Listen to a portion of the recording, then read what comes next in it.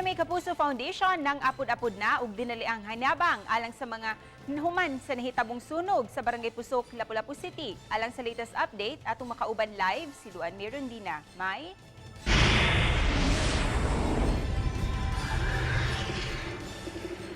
padayon karon ang pagpangapod-apod sa GMA Kapuso Foundation ug mga relief packs ngadto sa mga nabiktima sa sunog.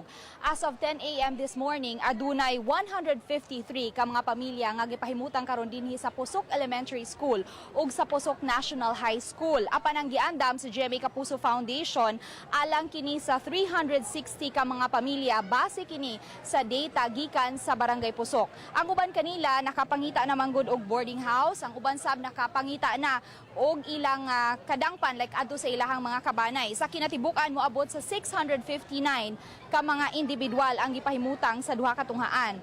Tungod kay ania man mahimutang daplin sa National Road ang Pusok Elementary School, hinungdan nga ania dinhi magpunsisok ang sagad sa mga biktima.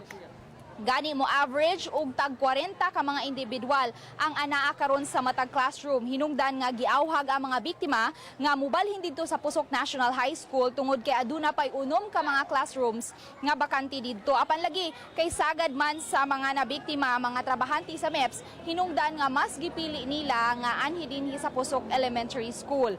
Moabot sa 377 ka mga individual ang nasuta nga mga trabahante. Sa ihap kagabi moabot sa 857 ka mga individual ang nalista nga mga biktima sa sunog. Apa di menos kini karong buntag, human ang uban kanila nakapangita og boarding house, samtang ang uban midangop sa ilang mga kabanay.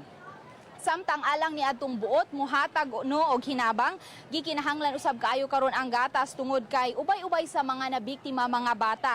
Adunay 96 ka mga bata nga nagpangidaron og 12 anyos paubos, samtang adunay 14 ka nagsabak og 5 ka mga inahan ang may gipasuso pa. Unya ses, alang ni adtong buot usab mo donate no mamahimog gihapon nila kining ipaagi sa GMA Kapuso Foundation diha sa atong istasyon sa Mayniville Hills, Apas. Unya gikinahanglan usab kaayo ang mga kitchen utensils ug mga hygiene kits. Ug so far ses mao na ang latest nga atong nahipos gikan dinhi sa Pusok, Dakbayan sa Lapu-Lapu. Ses? daghang salamat, Luan Mirondina.